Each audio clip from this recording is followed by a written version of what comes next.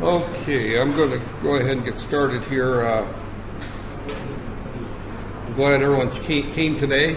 And I know last week we had a little bit of a miscommunications where we didn't get a lot of students that showed up on time. So, and to be honest with you, last week I was actually trying to get some software downloaded and running, and I did not get it running. So I was really in a mood not there. I did get the software downloaded that I wanted to use in this class. Unfortunately, it's got a 15-day trial period, and I put a link on it, and I recommended that you don't download it and install it, because once you install it, you've got 2 weeks to use it, and then you're done. And we've got about another 3-4 weeks of this class. But I'm going to go ahead and introduce the software, and we'll probably start using it later this week. Or see, we meet again on Thursday. That's there. I doubt if I'm going to get it installed in the lab, so you'll probably just want to run it on your laptops. I assume most of you have copies of the laptops out there. So, okay. All right, let me just kind of go through this, explain what the software is. And it's the name of the software is called, can I turn off these front lights that there? That's probably a little hard to see, isn't it? Out there. These windows are tinted enough, but these front lights are, okay, that there, it's light enough that they're, all right, this particular software is used to simulate running just drew up the Rockwell, the 500, setting communications there. So a typical PLC up there. So when I go through and install this right here and run this simulation, let me just go IO right there, is that we've got our various IO right here, and I'm only going to work with these 4 modules right now. So this particular software has 2 input modules that are 16-bit each, and 2 output modules that are 16 bits each. That there. So that there. And I'm just going to run a simple demonstration today and kind of go through some examples on how this particular software goes. That there. We'll look at the BCD simulator later, but right now, and we won't have time to get into any analog. So what I've got on the left side is are my 4 modules that I would plug into my PLC. And as you recall, a typical PLC right there, the typical PLC right there that we would see has our power supply, our CPU module, and then in this particular case I've got 1 input, 1 output, 1 input, and 1 output module right there. So these are the little plug-in modules. I've shown pictures of that there before. And I'm going to call this I1, this I2, 3, 4, I think that's right. I'll have to go back and look here. It's actually, no. This is O2, I3, O4 is the way that they're labeled right there. So each individual input would be I:1 and that would be the second pin right there. So as we look at this right here, and I hate this little guy right there. Let me turn him off.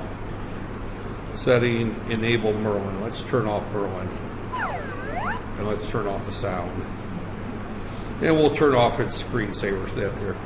You know, that little guy, he doesn't do anything other than just comes up every now and says, welcome to that there.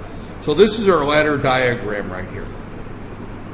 And across the top here are our various ports there. So I'm going to just do a relatively simple today motor controller that's got a push button start and a push button stop right there. So there. Now the simplest way of doing this is I can go ahead and put an input right there. This shows my input right here. And this question mark is where I define where that input is. So, and I'm recording today because this is a tutorial, because I'm going to expect you to be able to go through and do these labs. Matter of fact, I've written the final exam, and I'll do a review on it probably next week. 2 out of the 5 questions are going to deal with PLC programming. That's there. The other 3 deal with things such as, the first half of the semester where I talk about the more difficult problems are the PLC problems because they're design problems. Right there. The other ones are explain the difference between a stepper motor and a DC motor and how you control it, how an H-bridge works, those types of things. And I'll go through that, through what the final exam looks like later. I just finished it literally this morning. They were due. Dr. Aswana was wanting me to have it done 2-3 weeks ago, and because I threw away the syllabus for this class and just started teaching what material as I felt like teaching it, I shouldn't put it quite that way, but that I thought was relevant toward this course, I couldn't reuse any of the stuff that was used before, so I had to figure out a way to write a final exam for this class, and I did get one written. So, all right, getting back to our tutorial, and again, the only thing I'm going to cover today is how to use the software right there. So, and again, I put the link in for it. Now, if you download the software, you cannot save your circuits. That's what you're going to download is a trial version. It's got a few things stripped out that you can't do. I actually went ahead and paid the $35 to get the full version of the software that I'm demonstrating out there. Unfortunately, it's locked to one computer. So the only place I can run it is on this computer. I tried running it on my desktop at home after I bought it, and no. That serial number is locked to this particular computer. When I purchased the software, it asked for the ID of the, of the computer. So when you buy it, it's locked. So I would not recommend you buying it simply because you're going to use it for this class and this class only. And it's $35, which equates to about 135 ringgits, 140 ringgits.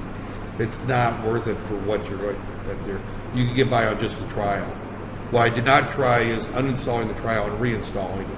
You might be able to do that to get another 2 weeks out of it.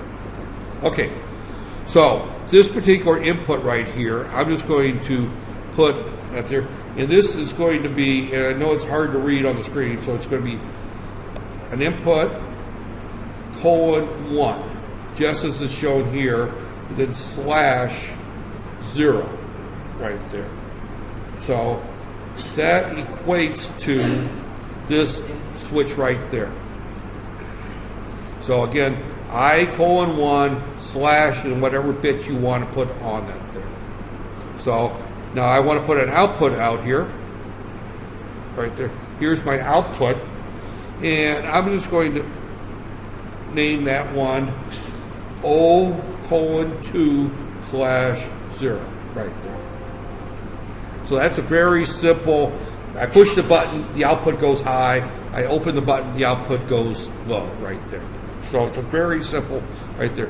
Now to simulate this, I have to put this over in this mode here, and I have to, quote, download it to the PLC right there. Now this simulates downloading it to the PLC right there.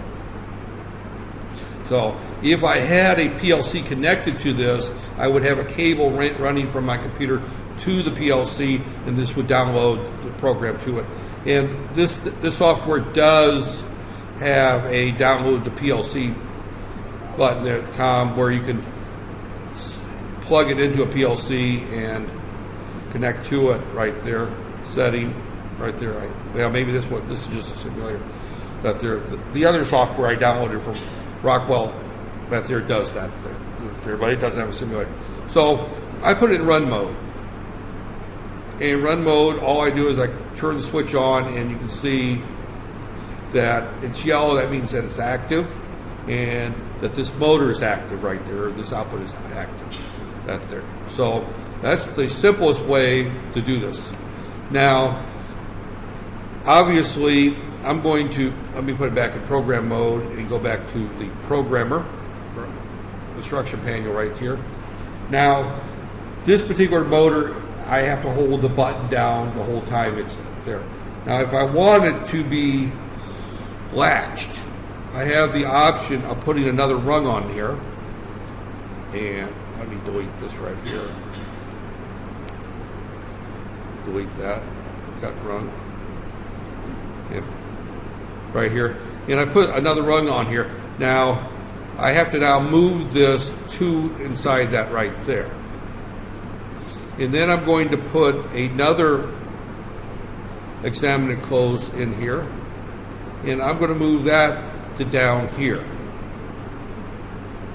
And I'm going to rename this actually output 2/0.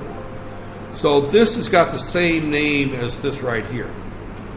So when I run this one right here, download it, and I run this, you'll notice that when I push that button, all three of these are active. I release this button, you'll notice that this is active and this is active. So I've added the start button right there, and I can push this button to hit the start button, and it stays started. And that's similar to what you see in some of the other classrooms that've got the big panel where you hit the green button to start the air conditioning. Right there. That's similar. Only they're using hardwire relay logic in there. They're not using PLC because those small panels don't justify a PLC. Now, obviously, we need a way to stop this, right? So we have to add a stop button. And a stop button is relatively straightforward to do, right there. As we put in another button, this time we put a examine if open right there, and we put that in right here, and we can put it here or we can put it before. It doesn't really matter right there. But this is going to be right there, and I'm going to put here a edit symbol, and I'm just going to put a start. Right, call that start. This one here, we're going to edit symbol, and we're going to call this stop right there. And we're going to just use another button here for this. We may as well use I:1 stroke 1 right there. So this now right here becomes our stop button right there. So this would be wired to a push button switch, where it would be wired to. And this one here, this is closed if it's open right there. So this is a normally closed that there. That would be the equivalent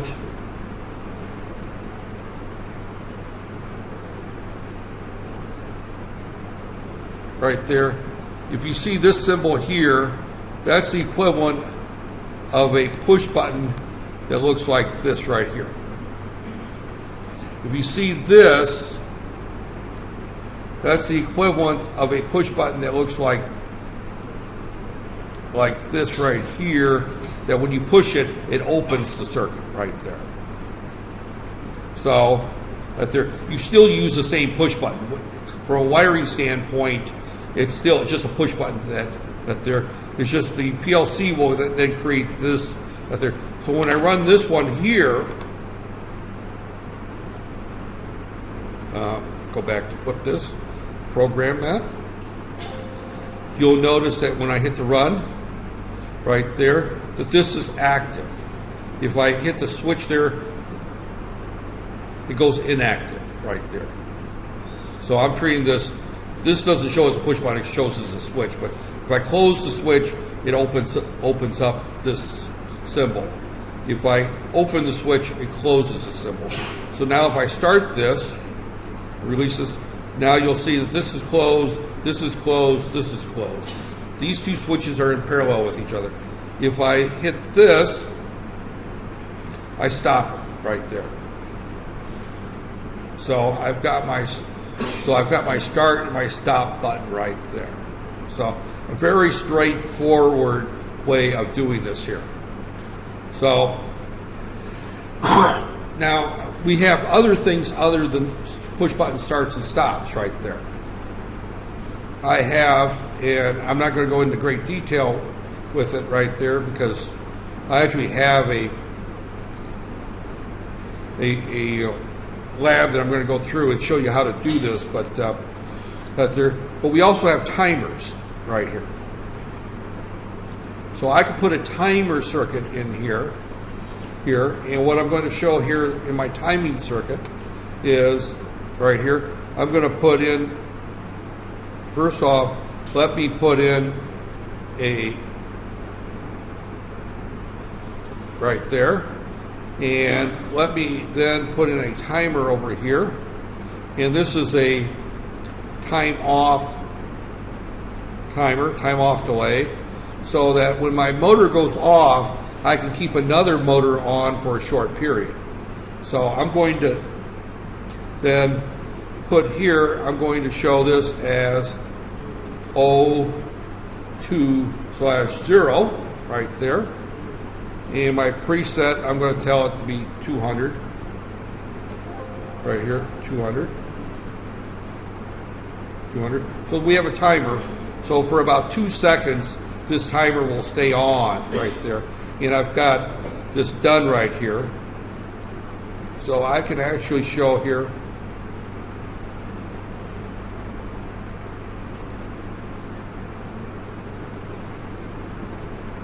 Right here.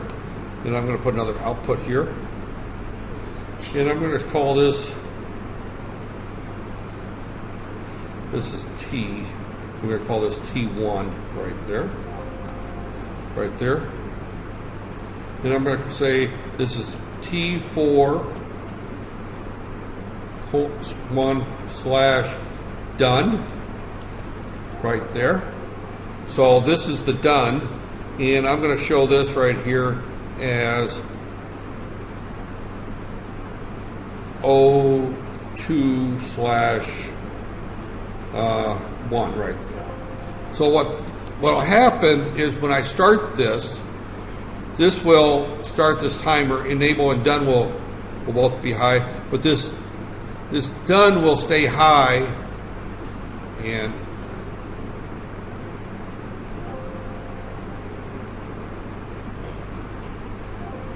right there for a certain period. So I'm going to go ahead and we'll kind of explain what's going to happen here.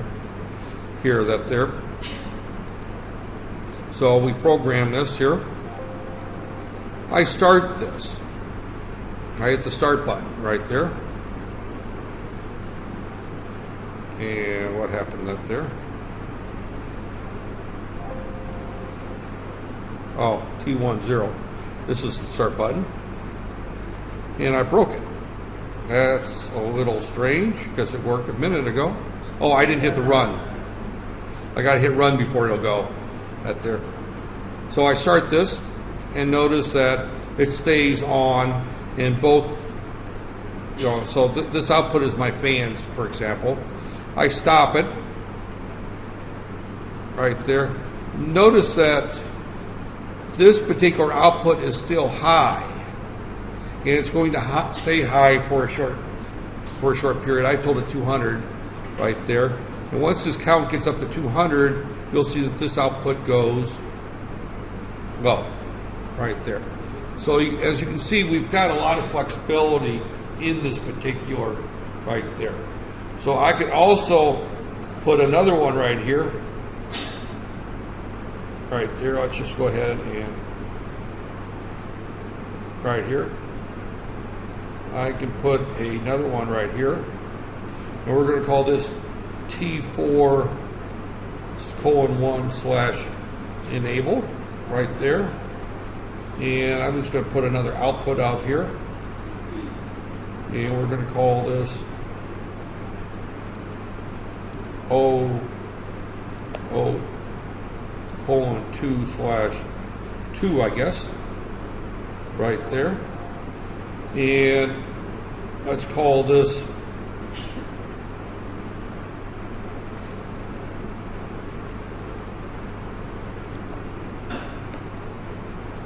AC on. AC on. In other words, my air conditioner. And AC fan, for example. So I've got the air conditioner that's on, and then for a short while after the air conditioner turns off, the fan will continue to run right there. So if I run this right here, go back to program it. Remember to hit the run button this time. There, I start this thing. Notice that the fan and the air conditioner are still running. I stop this right there. Notice that the fan is still running, but the air conditioner is off. So this is the way that we can keep something happening for a short period afterwards. Now I can also do this where I can tell it that I want the air conditioner to not come on until a certain period of time for the fans. So I can put another timer in here. Oh, I gotta go back, I gotta stop this first. You can't do any editing while it's running, right there. So I can select this rung here, and I can tell it I want a new rung right after it, and I can move these rungs here. Right there, or I can move it. So you can move these rungs wherever you want, right there. So again, I can put in another one here. Oh, that.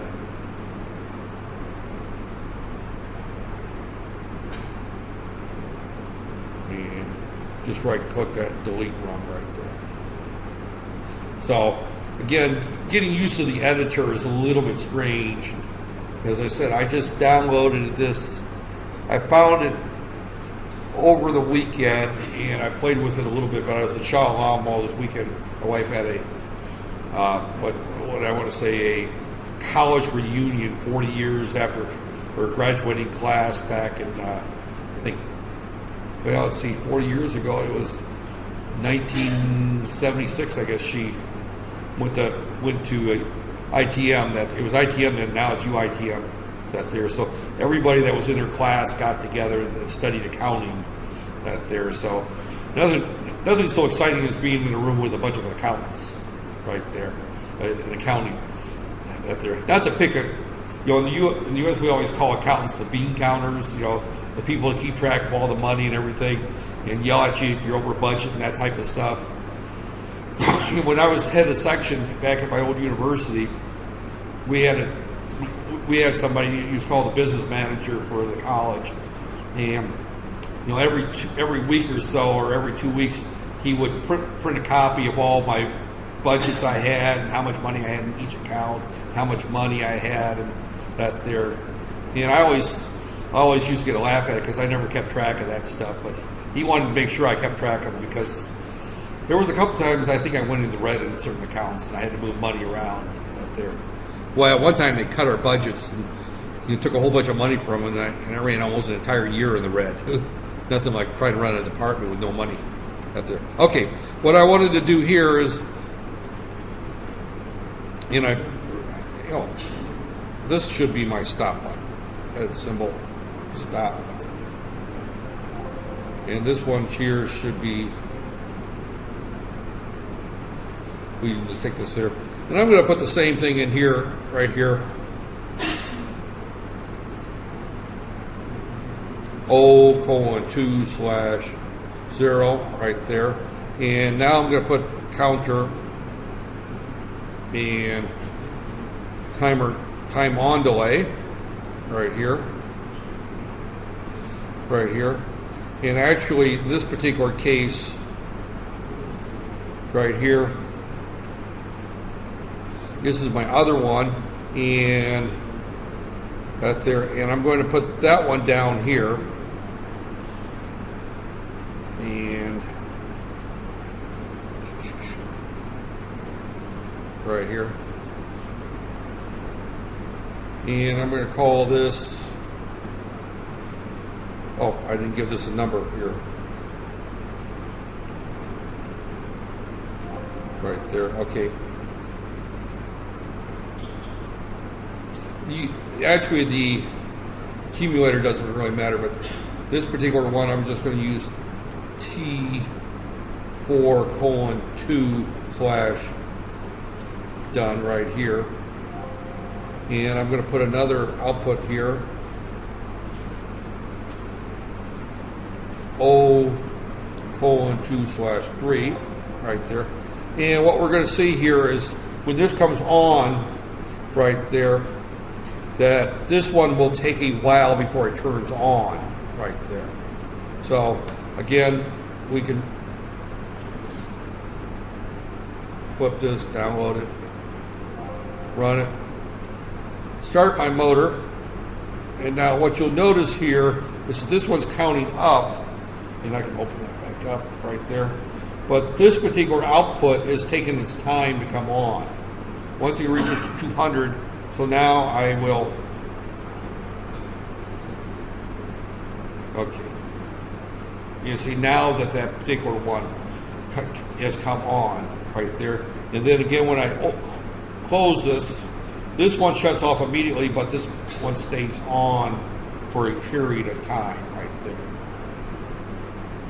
So again, you can see that, you know, I really didn't have a long lecture planned today other than to kind of show you how this programming works, because we talked a lot about PLCs and I talked about ladder logic. I think it makes more sense when you actually see how it works. Now, it's a lot more exciting if I had big motors here and push buttons there. Unfortunately, I don't have that there. I've run PLCs in the lab without the motors and that stuff. To be quite honest, you learn just as well from the simulator as you do having the actual PLCs in front of you, because but if you so what I'm going to do probably for the rest of the time, we've got, you know, I've got plenty of time left here. I've only been lecturing for 26 minutes, so I'm going to spend a little bit of time, and I'm going to kind of write down a design problem right there, and I'm going to make this up as I go, and we'll see whether or not we can actually make it work right there. So let me first off, let's just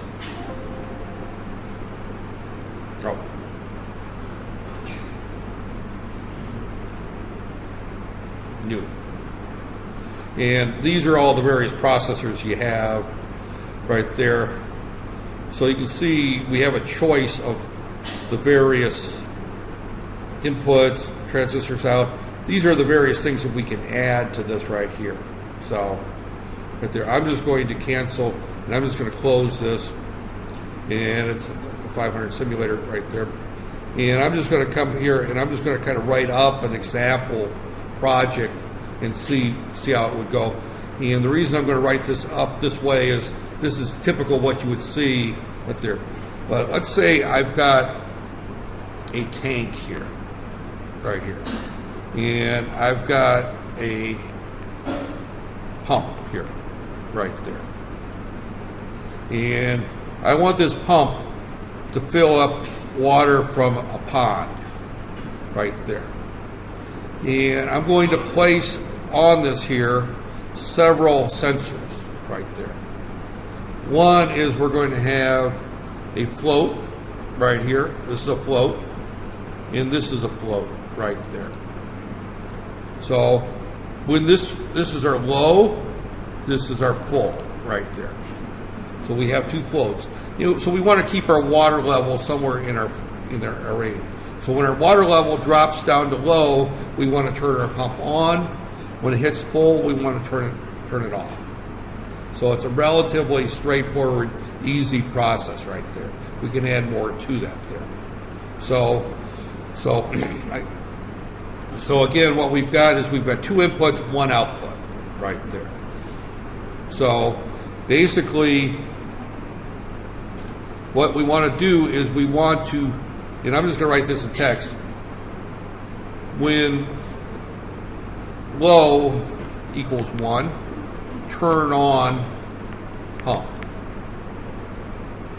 Pump stays on until full equals 1. Right there. You know, I'm still thinking like a programmer there, right? You know, my background is microprocessor, so I'm still thinking as a programmer.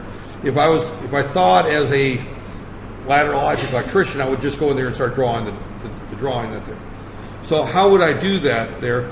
Is I would basically have two different latches, inputs that there, and I would latch the pump in. So the way that I would do this is, and I'm just going to do it and then kind of explain as I'm going through it right here. So my simulator is my IO simulator up there. And I'm going to put in here basically a switch there. And this is, we're going to call this O or I. I'm going to hit the caps lock. I1, I:1/0. And I'm going to call this, oh, this just shows all of my various. And I'm going to say this is our low level right there, right? And I'm going to put over here our pump. And this is O:2/0 right there. And we're going to call it our pump right there. Now, the problem with this one here is that, and this is going to look very similar to what I did with the push button. It's just I gave it another example right there. If I run this right here,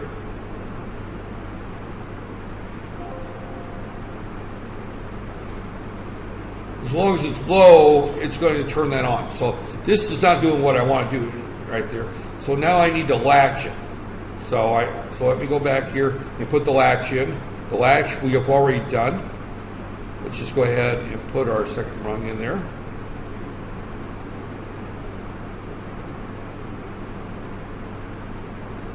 Right there, put that inside our rung, right there. Let's go ahead and put in our other one here.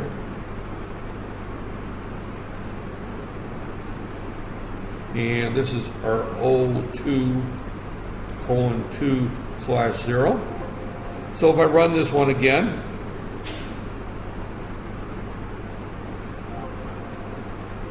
run, it goes low. It's no longer low, but now I'm going to fill up my tank and keep flowing up. Out there, I'm ignoring the full button, full shut off. So I need to put my full in there. And my full actually is going to be again our, examine it. It's opened right there.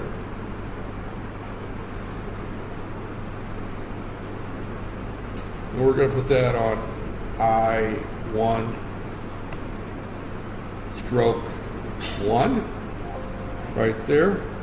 And we're going to call this full right there. So again, when I run this, right here, program download, run, the tank is now empty right there. Now the tank is full right there. It's now empty again, and it's now full again. So you can see that it's doing exactly what it's supposed to do right there. So that's the kind of mindset you have to think about when you design these problems, is that this actually is the same as my motor start stop. The code, the ladder diagram looks exactly the same, only I'm using two switches inside of a tank to turn the pump on, and then the top one to turn it off right there. So, and I could put all kinds of other requirements right there. I could put a push button in here to add a drain. So if I wanted to add a drain, and I hold the button down for water to drain, and I take my finger out, all I have to do is just add another one right here. Right there, program, switch over here, and I'm going to put in a push button here, right there. Let's delete this rung here. And I'm going to put over here, right there, and we move that up to here. And we're going to call this I:1/2.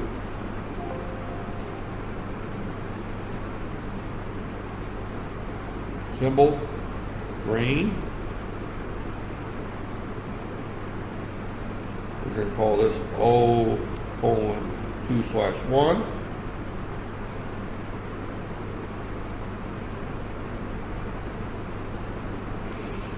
drain valve right there. So there's our drain valve. So when I run it again,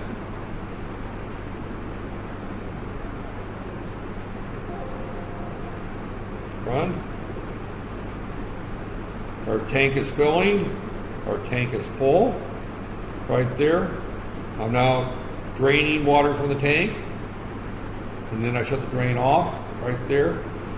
Again, I could decide that I want the drain valve to be open for a certain period of time right there. If I want that to be happening right there, I'm going to move this one down to get programmed.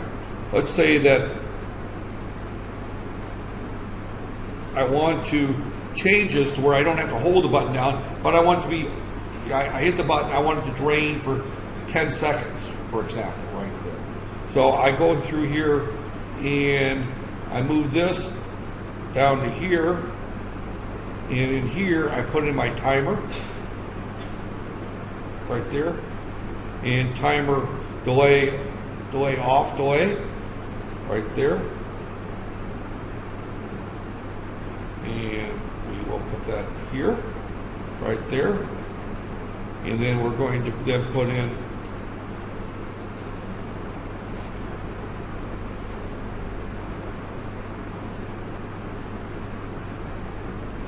right here.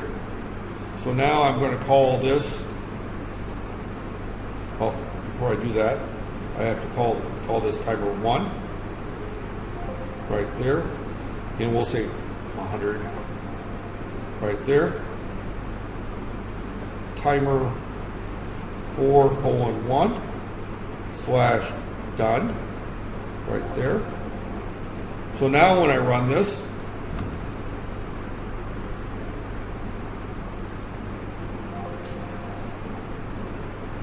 I'm filling my tank. My tank is full. I hit the drain. Notice I just pushed the button. My drain pump is still on. When this gets to 100, my drain valve shuts off. So as you can see, you can keep adding more and more requirements to that there. So what I've done here is I put in a drain valve here. Here's my drain valve. Right there. Drain valve. Right there. And that just drains my water to wherever I want to drain it to. You know, that might be filling up a toilet or something like this. But I can set up a timer where I just hit the button right there. Or I can have, you know, this could be remotely. This could be somebody pushing a button on the toilet, and then this is going to just flush the toilet for 10 seconds type thing. But again, really, you know, I'm not really getting today into the idea of trying to come up with complex designs. I'm just trying to show the method of entering this into the system. So it was really kind of designed to be a relatively short discussion, because the next thing you're going to see coming from me is actually a lab where you're going to have to find a computer where you can run this. Now the only problem is I can save this problem that there. If you get the freebie version, you're just going to have to do a screenshot to show it working. So because I figured it was worth $35 for me to have a full version, just so that every lecture I didn't have to start over again. Because I have the option of doing a save right there, water tank right there, and I can save this particular one. You get the free version, it won't let you save it, but it's not worth 140 ringgits for you to buy it, especially since you can't buy one copy and share it. If I could buy one copy and share it, I would pass it around right there. It's just that, you know, I might look on the pirate site, see if I can find one that's been hacked. But this was the easiest one I found that it was in my budget to play with there. And it actually does a very good job of simulating what a PLC looks like right there. And what I'm going to be doing probably for the next week or two is I'm going to go through some examples, and I'm going to turn you loose to find a computer to download the free version and run it on those up in the lab or whatever that they're, because, you know, if you go to the website, which I don't have internet in this room, if you go to the website, I put the link up there to download this. Just download the free version, and you got 15 days to run it. After the 15 days, uninstall and try rerunning, or just switch over to another computer in the lab and run it on that there. So, but just, like I said, uninstall it when you're done using it, and hopefully it gives you another 15 days on it. There, it might hide a file that I may be able to find and tell you where to delete it. That there. So, but this is really where that there, and the key thing is that I'm going to be going through a number of these examples and showing you that they're. And I'm going to tell you right off that you're going to have 2 questions on the final exam that are worth 40% of your final exam is going to be questions on analyzing ladder diagrams and knowing how they work, and doing simple designs on ladder diagrams right there. So you want to spend some time playing with the software that there. And I'll go through, and we meet on Thursday. I'll probably go through and go through a couple of examples and then post a homework assignment essentially for you to do. I'm not going to call it a lab, because we're not meeting in the lab to do it out there. And then you just find a computer and do it out there. And I'll see, let me check MPL 2 or 4, see whether I can get Yachty to install the software on those machines out there. It would be useful if we did have at least one in the lab where you could follow me along out there. But as you can see, the software is fairly easy to run out there. The only thing you don't get with the paid one is you don't get the ability to save it right there. That's the only thing you lose, is the ability to save right there. You've got the ability to open up files, so I can open the file up and post it on Facebook, and you can download it and run it that there. But you can't save the files. That's the major difference right there. And it expires after 15 days. So right there. Any questions on this particular software? I said I spent trying to find a free simulator was not easy.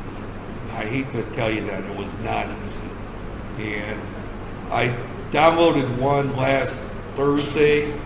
That one didn't work. That there. What I downloaded last Thursday was the one from Rockwell International, right there. And what I did, you can see I installed a bunch of that there. And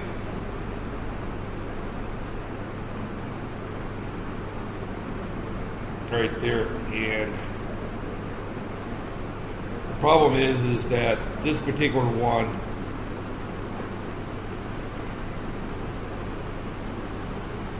who configure drivers and this doesn't let me put in any existing designs until it's been activated. And the other thing, one that I downloaded was from them as well. And this one was kind of interesting. Yeah, this one came from a company called The Learning Pit. I downloaded one called the Emulate 500. Right there, ladder. And the problem with it is that it requires that I open a file that I created in the software that's not free. So this is the emulator right there, and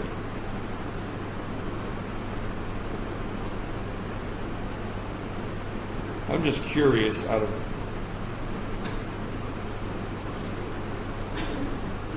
didn't try this before.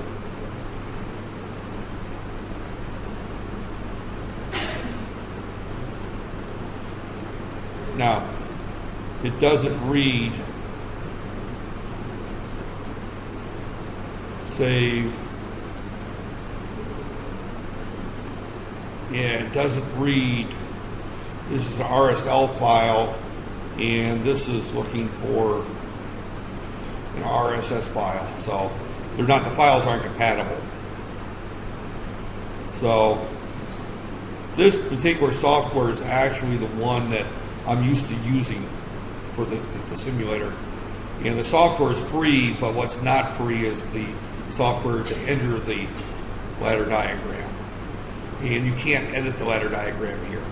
If you look at the ladder, it's got halt mode, run mode, single scan mode, one rung mode, scan once, breakpoints, and play trend. That there, it doesn't have any way of editing that there. So I was working with this last Thursday when nobody showed up to class. And I'd spent all afternoon, all day practically trying to get this software to work. It didn't work. And then I found this software over the weekend, and this one does work. So this is the one I'm going to be using right there. So I'm not going to bother with trying to get into the lab, because the lab, when I looked at it, didn't look that usable. This looks more usable for what we're wanting to do right there. So again, the idea here is you're going to be giving, on the final exam, you're going to be giving a question is design the ladder logic to starting to have a motor that you have a start button and a stop button. That there, and we could then turn right around and put in limit switches. We can then turn around and put in other things. So we're going to spend the next few weeks just getting into more complicated designs on this right here. So with that said, as I said earlier, I wasn't feeling well. Now I feel my throat starting to give out right there. And I've been noticing that a lot in the last couple months, that I lose my voice after a while. Right there, especially on days that I've got